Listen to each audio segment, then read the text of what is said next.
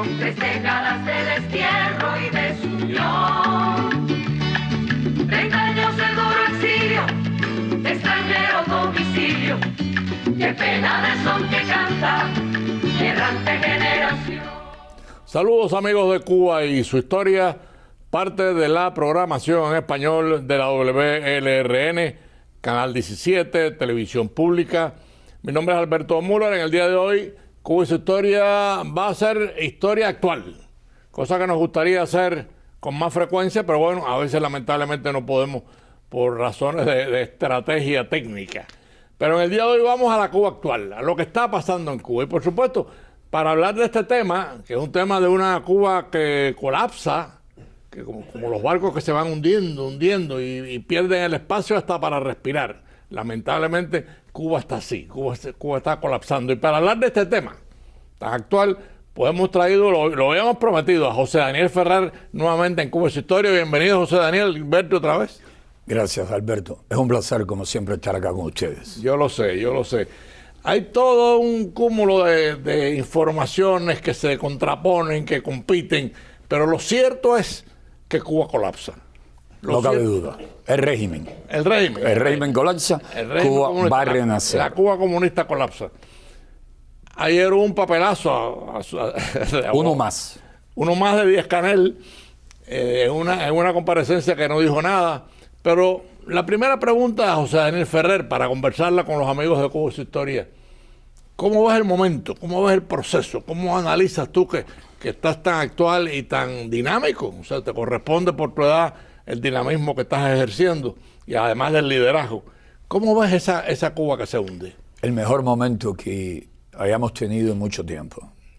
Por un lado, la situación que vive nuestro pueblo, sin duda, es muy terrible, es muy difícil. Es verdaderamente muy dolorosa, ¿no?, para la inmensa mayoría de los cubanos.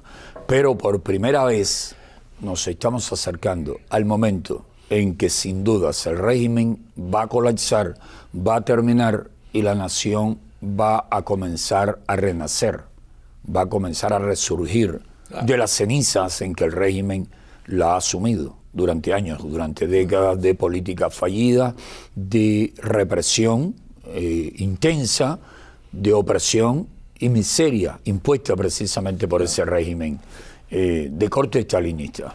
Te lo comentaba yo antes de comenzar el programa. Yo te decía, lo único que estos señores, y voy a llamarlos señores para no decir una mala palabra, han sabido hacer en 65 años es reprimir, maltratar a la mujer cubana, maltratar a los menores y por supuesto reprimir y torturar a la disidencia cubana de todo tipo. Eso es lo que han demostrado que saben hacer. No saben hacer otra cosa. No, obvio que no saben hacer otra cosa. Y además Fidel Castro, que es el autor principal de esa tragedia, que es la tragedia de Cuba durante los últimos 67 años, fue un discípulo de los peores maestros. De las tesis de Maquiavelo en El Príncipe, de Adolf Hitler, de Stalin, de Mussolini, de Mao Zedong, de los peores maestros. Él precisamente aprendió y puso en práctica la maldad, la crueldad, el sadismo más intenso que uno pueda imaginarse. En El Príncipe, Maquiavelo decía que el príncipe debía hacerse querer, pero sobre todo hacerse temer. Y ellos durante años han hecho todo lo posible para que el pueblo le tema, para que el pueblo tema sufrir, enfrentar la represión de las fuerzas policiales, de la llamada seguridad del Estado, que no es más que la seguridad de la tiranía. Claro. Que la población tema ir a prisión, porque las prisiones ahora mismo en Cuba siempre han sido las peores del hemisferio occidental, pero ahora mismo son verdaderos antros de terror y maldad. Allí el sadismo que está ocurriendo es muy preocupante. El hambre extrema, la desnutrición, las golpizas, las torturas, las enfermedades como la tuberculosis que acechan a cada paso a los presos políticos y a la población penal en general. Ese entramado de situaciones extremas para aterrorizar al pueblo incluso le ha dado resultados durante muchos años, pero también se acerca el momento en que el pueblo no se va a seguir dejando intimidar y también va a salir masivamente a la calle a reclamar sus derechos. Eso parece que se acabó, José Daniel. Y yo quería añadir algo que me gusta siempre añadirlo, ¿no? En el programa anterior que tuvimos recientemente lo dijimos. Fidel Castro es el único gobernante cubano el único gobernante cubano que antes de llegar al poder fue acusado de 2 asesinatos en la Universidad de La Habana. O sea que Fidel, el carácter de él, el marco de él es ser un asesino. Y durante 65 años preparó un régimen para hacer lo que tú sufriste, lo que sufrieron otros. ¿Usted también? La prisión sí, pero bueno, no me gusta hablar de mí. En definitiva, eso es lo menos importante en estos momentos es eso. Me refiero a que hemos tenido a un asesino de primer magistrado de Cuba y eso luce que se acabó también. O sea, sí, por supuesto, él murió, pero quedaron los sucesores asesinos que me parece que están obligados a irse. Hay una situación reciente que estamos analizando. La famosa comparecencia de Díaz-Canel tenía un reloj atrás con otra hora. Y Arlín Rodríguez de Orihuela, la periodista esta que no hace mucho, de Martí. Dijo que Martí no conoció la corriente eléctrica. Sí. ¿No? Martí, que vivía en Nueva York cuando Thomas Alva Edison estaba estrenando su primera planta eléctrica. Sí, ¿no? Sí. Y que Martí escribió muchísimo sobre la energía eléctrica. Es que ella tenía un reloj. Lo escribió con luz. Exacto. Ella tenía un reloj que marcaba la hora de las 5 y algo del día anterior. Pero aquí está lo más importante de esa pifia, de ese grave error, uno entre los tantos que cometen. ¿Cuál sería la justificación para presentar como que era una transmisión en vivo cuando era algo del día anterior? ¿Y por qué salir a decir lo que siempre han dicho? Nada nuevo, más de lo mismo, el mismo bla, bla, bla. Sí. Por una sencilla razón.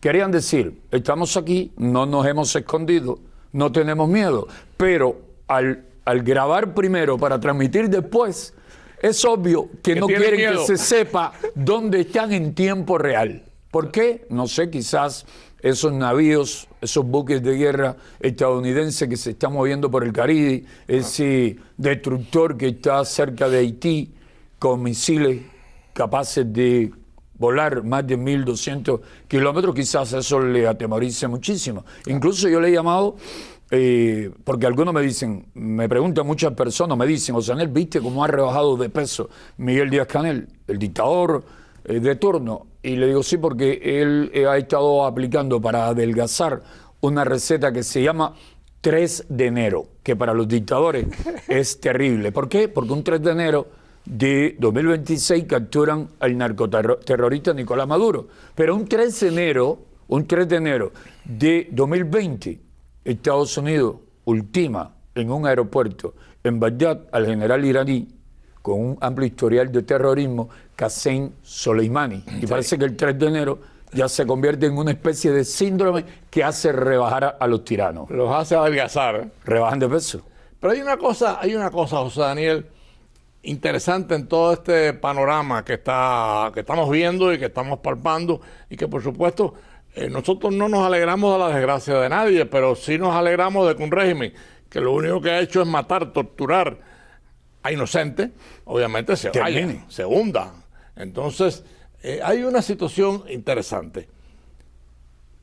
La captura de Maduro. Entonces dice Díaz-Canel, no, pero nosotros no tenemos que ver nada con el narcotráfico. ¿Y los 23 anillos cuidando a Maduro de dónde eran?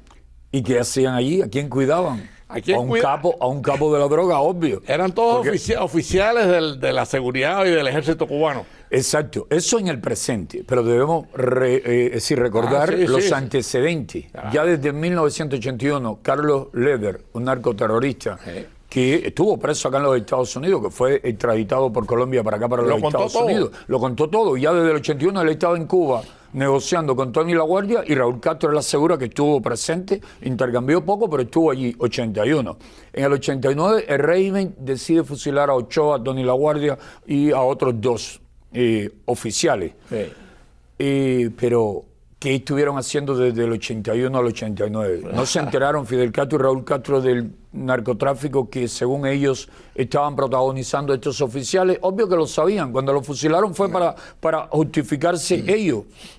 Lo tomaron como chivo expiatorio. Claro que lo fusilamos a ustedes y quedamos como que nosotros no sabíamos de eso. Pero obvio que detrás de eso siempre estuvo la alta dirección de la tiranía. El primer secretario del partido opresor, del Partido Comunista. Primero Fidel Castro, luego Raúl Castro y ahora también Díaz-Canel.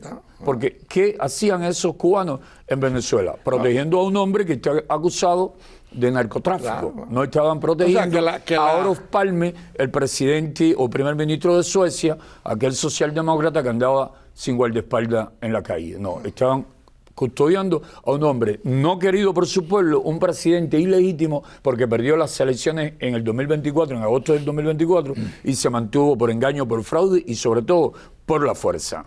Además, un gobernante. Yo recuerdo hace muchos años que yo estuve en una OEA de Costa Rica en el año 60. Y recuerdo, y esa es una imagen muy grata que tengo de don Pepe Figueres, que fue presidente de Costa Rica. En ese momento no lo era ya, era expresidente, caminando por las calles, sin escolta, en San José, Costa Rica. Me parece que lo estoy viendo, porque nos juntamos, nos saludamos, en fin, y conversamos. Ayer me dicen los Pichiboy, me dicen, en este caso Chucho del Chucho, que también forma parte, trabaja con los Pichiboy, me dice, ¿te has dado cuenta? Díaz-Canel necesita 200.000 guardaespaldas para salir a la calle. Y Mike Hammer, el embajador estadounidense, anda solo por toda Cuba y hay una conclusión para esto. Al embajador estadounidense el pueblo le quiere y le estima y a Canel absolutamente no le quieren, no le estiman. Ahora vamos a otro tema, José Daniel, porque está en el tapete. Hace unos días el viceministro, que por cierto, yo siendo joven lo conocí muy joven, a Cosío, Fernández de Cosío, que era hijo de un dirigente de la FEO con el cual yo trabajé mucho, con Fernández Cosío padre, con Julio, que ese es el papá de él. Pues bueno, Fernández Cosío dijo hace unos días que no había negociación ninguna entre Cuba y Estados Unidos, que ellos no iban a negociar nada, que la revolución seguiría adelante. Y resulta que, por otra parte, el gobierno de Estados Unidos dice y repite y vuelve a decir que está negociando con Cuba. O sea, ¿quién está diciendo verdad y quién está diciendo mentira? Ayer o antes de ayer, o hace unos días, publicó el ABC de España que Alejandro Castro Espín estaba en México negociando con altos oficiales de los Estados Unidos. ¿Qué tú sabes de eso? Sin duda están negociando. Además, hemos visto, están los hechos históricos, la verdad, de la realidad. No hemos visto a Donald Trump mentir. Puede que se demore en cumplir lo que dice que va a hacer, pero termina haciéndolo. 6 meses en el Caribe, al norte de Venezuela, poniéndole presión al régimen y diciendo vamos a actuar, van a comenzar las operaciones por tierra. Ya algunos decían eso es cuento, eso es bla, bla, bla. Y otros decían, Estados Unidos no va a mover tantos buques, tantos efectivos y va a hacer tantos gastos de dinero por gusto. Vimos lo que pasó el 3 de enero. En fin, no miente Trump, miente Fernández de Cosío. Y exactamente lo envían a él a decir esto.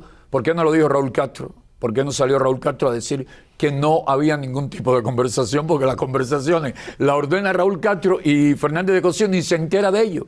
Él cumple con la misión que le dieron, desmiente, di que no hay ningún tipo de conversación. Además, la lleva a cabo su hijo. Exacto, pero ellos siempre mienten. Ahora mismo Fernández de Cosío, una periodista de la CNN, le preguntó, ¿ustedes negaban que habían efectivos militares en Venezuela? Y el 3 de enero mueren 32. Y hay otros tantos, o hay más. Sí, hay más. Y el hombre cambió de color, no sabía qué iba a decir.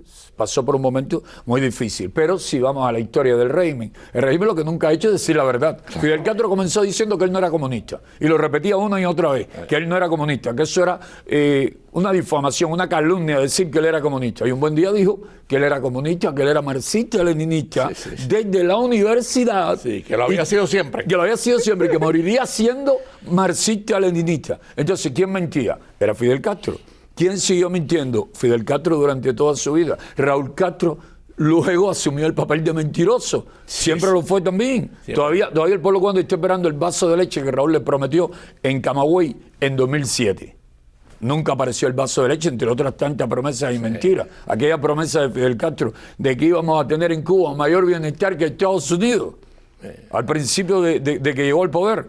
Y ahora le vamos a creer a este mandadero, a Fernández de Cosío. Sí. Obvio que está mintiendo. Claro. Obvio que miente él. Que ha mentido siempre. Han mentido siempre. Sí.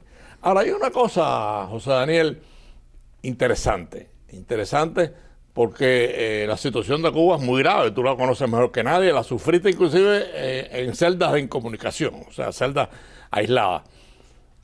Esta situación de Cuba que colapsa, la Cuba comunista colapsa, ¿cómo tú vislumbras el renacer, el empezar, una vez que el colapso sea total? Y no creo que demore mucho el colapso total. Hay mucho que hacer, hay que trabajar fuerte, hay que poner muchísimo amor, hay que poner corazón, esfuerzo, sacrificio, pero va a ser posible el renacer de Cuba. Vamos a reconstruir a Cuba y vamos a tener esa Cuba soñada por Martí con todos y para el bien de todos, porque por desgracia durante ya más de 7 décadas hemos tenido una Cuba, o por ya casi 7 décadas, una Cuba con todos sacrificándose para el beneficio de un pequeño grupo. Eso va a terminar pronto.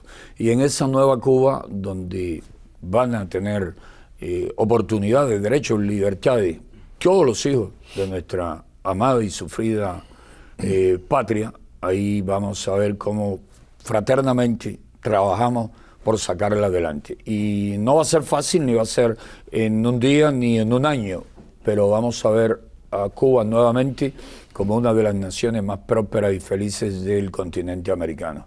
Vamos a tener nuevamente una nación sólida, con libertades, con derechos, donde los cubanos con dignidad y decoro se esfuerzan, trabajan, progresan, salen adelante y convertimos a nuestra patria en una nación atractiva, una nación de donde todo el mundo ha querido irse durante las últimas décadas, a una nación a donde todo el mundo va a querer ir a vivir. Va a querer regresar. Sí, va a querer regresar, y otros ciudadanos de naciones vecinas y no tan vecinas, también distantes, van a ver en Cuba algo así como la Cuba que veían muchos migrantes en la década del 30, del 20, que salían de España, salían del Medio Oriente, salían de Italia, salían de muchas partes del planeta buscando mejores condiciones de vida en Cuba.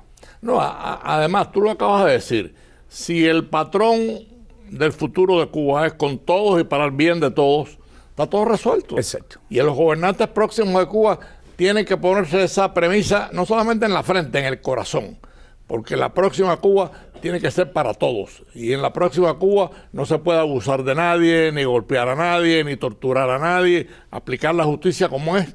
La justicia es muy balanceada, es muy justa. Por lo tanto, si eso se produce así, vamos a tener la Cuba que tú estás pensando, o sea, una Cuba próspera, una Cuba en libertad, y esa es la clave, ¿no? Lo interesante, y por lo que aseguro que la vamos a tener, es porque el deseo de los cubanos de tenerla se demuestra cada día con más fuerza. Y, por suerte, tenemos en los momentos actuales una administración acá en los Estados Unidos muy solidaria y firme, y tenemos a un Marco Rubio, y tenemos a un Mario Díaz Balar, tenemos a una María Elvira Salazar, a Carlos Jiménez y a otros muchos amigos acá que no están dispuestos a mirar para el otro lado, están muy al tanto de todo lo que sucede en Cuba en materia de represión y están demostrando verdadero compromiso y solidaridad con el pueblo y con los reprimidos. Esa conjunción de factores, pueblo cubano, Estados Unidos, gobierno estadounidense, exiliados cubanos, hacen que podamos afirmar que la libertad está cerca y la reconstrucción también material de nuestra patria está también muy próxima. Sí, hay algunos analíticos y pensadores cubanos que piensan que el problema más grave de Cuba es un problema de educación moral. Yo coincido con ese punto de vista, o sea, Cuba ha sido maltratada en el pensamiento también, o sea, en la educación. O sea, a Cuba se le han dado valores que son negativos y se le han dado como valores positivos. O sea que el proceso de educación cubana, de la moral que requiere una nación para ser feliz y para respetar a todos, hay que rehacerla. Sí, eso es obvio. Hay algo que lo definió de una manera muy precisa Dagoberto Valdés, el daño antropológico. Es una realidad.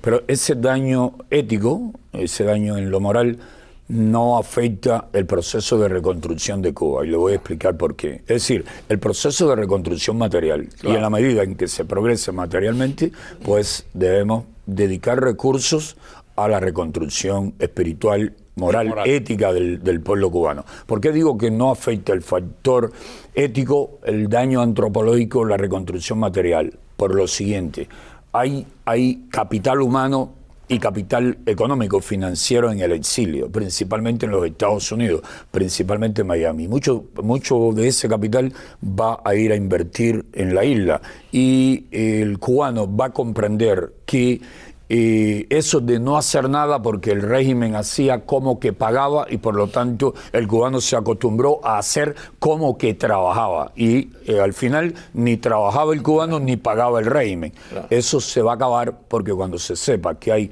una economía de mercado en movimiento, que hay competitividad, que si no trabaja te expulsan del empleo, porque eso es una realidad. Nadie va a tener en su empresa, en su negocio, a un individuo que va a no trabajar, a holgazanear y a robar. Cuando eso se imponga, el cubano va a aprender de que tiene que trabajar y además lo hemos demostrado. Muchísimos cubanos que vienen de Cuba, donde generalmente hacían como que trabajaban, porque el régimen hacía como que le pagaba, aquí han sido muy laboriosos y han triunfado. Muy productivos y han triunfado de mil maneras. Bueno. Por lo tanto, eso no va a ser problema. Ahora, obvio, necesitamos una nación saneada en todos los aspectos, en lo económico, pero también en lo moral, en lo ético. Por lo tanto, hay que trabajar muchísimo en ese campo también. Sí, yo creo que sí. Tú acabas de decir algo que es interesantísimo también, y es el capital. En Cuba, en la Florida tenemos una industria azucarera que la manejan los cubanos, no la manejan gente de otro planeta. Y esa industria azucarera, te digo, aquí hemos entrevistado a varios de ese grupo de colonos y de azucareros y de inversionistas, de dueños de esa empresa, y están todos desesperados por moverse hacia Cuba a rehacer la famosa industria azucarera cubana, que fue la principal industria azucarera del mundo por mucho tiempo. Y el régimen la destruyó. Y Fidel Castro acabó con ella. La eliminó. Bueno, acabaron con todo. Acabaron con todo. O sea, que una vez que se rehaga la industria azucarera cubana, Cuba empezará, porque además hay una cosa que la gente a veces se pierde. Todavía el azúcar tiene un valor en el mercado mundial de suma importancia para cualquier país. Más los derivados de la caña de azúcar. Claro. Hasta desde productos para la alimentación de animales como el etanol, combustible. Hay muchísimas cosas que se pueden sacar del azúcar, de la caña de azúcar. Pero también un amigo acá, Eliezer Ávila, me decía recién yo llegado, ¿viste el arca de Noé de cubanos que hay en el exilio? No sé. Es decir, esa arca de Noé de regreso pasó el diluvio, bajaron las aguas y esa arca repoblando y reconstruyendo a Cuba va a ser muy beneficioso.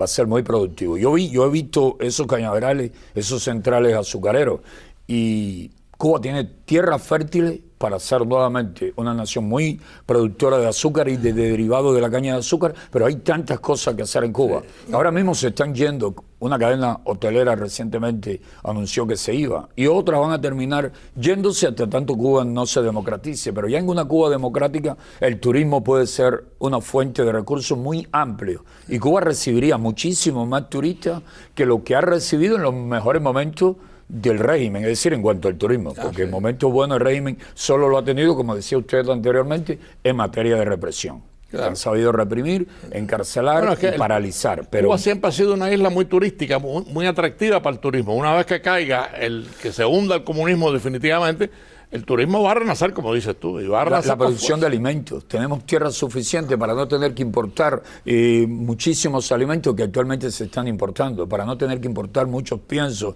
para la cría de animales. La carne se puede producir en Cuba, de carne de res. Cuba fue tuvo una masa ganadera superior a la población que teníamos en aquel momento. Sí. Cuba y hasta los más pobres comían carne de res 2 y 3 veces a la semana.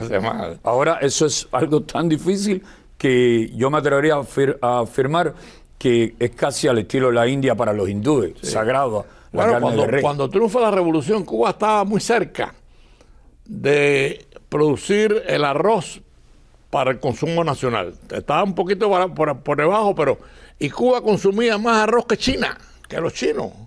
Hace poco un funcionario del régimen dijo algo escandaloso, que los cubanos no debían.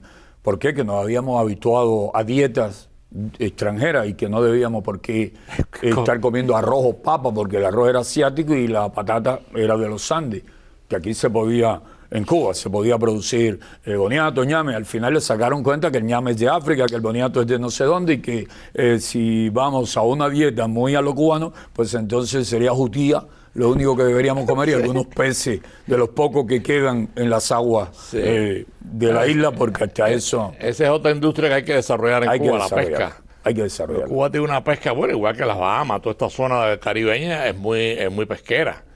Pero nos quedan 3 minutos de programa, José Daniel. Yo quería aprovechar que te tenemos en Cuba Su Historia, porque tú en estos momentos eres un ejemplo para la Cuba futura. Gracias. O sea, por todo el sacrificio que tú le has dado a Cuba, voluntariamente, nadie te lo pidió. La libertad te llevó a ese sacrificio. Y entonces, ¿por dónde empezar? O sea, se hundió el régimen, ¿por dónde empezaría José Daniel Ferrer? Bueno, hay que empezar tantas cosas juntas. Sí, yo sé. Porque la pregunta no es fácil. Sí, la pregunta es difícil y compleja, pero hay tantas cosas que empezar desde el primer momento. Primero hay que desmontar todas las instituciones represivas, eliminar todas las leyes que hacen improductiva a la nación y precisamente legislar, poner en movimiento leyes que permitan de inmediato inversión extranjera y que el cubano empiece a desarrollar todo su potencial creativo, todo su talento en función de hacer producir a la nación y sacar a la isla de la profunda miseria en que el castrocomunismo la ha hundido. Hay también, antes que eso, hay que liberar a todos los presos políticos y poner fin a la represión. No puede haber represión más en Cuba, legalizar todas las organizaciones políticas que merezcan que se les legalice, que cumplan con las condiciones que se requieren para este tipo de procesos, como se estila en otras naciones del mundo libre, y hay que empezar a levantar la isla de un extremo al otro, porque todo está destruido, el transporte, las infraestructuras, la energía eléctrica. Es que hay tanto que hacer de inmediato que si ahora dormimos poco en el proceso de lucha para liberar la nación, en el proceso de reconstrucción, vamos a tener mucho menos tiempo de descanso. Claro. Pero yo creo que se van a sumar mucho que van a ayudar en esa reconstrucción. Nos queda 1 minuto de programa, José Daniel, y ahí te lo dejo porque, en definitiva, te hemos invitado para oírte hablar. Gracias, Alberto. Sí, en los segundos que nos quedan, recordarle a los de dentro que ahora mismo el régimen anda desesperado, reprimiendo con más fuerza y llamando a fila a jóvenes para fortalecer las filas de la policía y de la fuerza represiva. No deben hacerlo los jóvenes cubanos por desesperados que estén, porque no tengan cómo alimentarse o pagar el costo de la vida en Cuba, que es bastante alto. No es buena opción. No es buena opción porque al momento los aires que se respiran son de libertad y hay que estar de parte de la libertad, de parte del pueblo, de parte de la justicia y la verdad y no de parte de la tiranía. No a la tiranía, no a la represión y sí a la libertad y a los derechos humanos. Amigos de Cuba Su Historia, han escuchado a José Daniel Ferrer, todo lo que vamos a hacer, todo lo que se va a hacer y cómo en Cuba va a renacer la libertad, el progreso y el respeto al ser humano. Gracias, José Daniel, por tu presencia en Cuba Su Historia y te volveremos a llamar porque quedan cosas por contar. Gracias, Alberto. Gracias a usted y al equipo. Meses de nostalgia, son 3 décadas de destierro y desunión.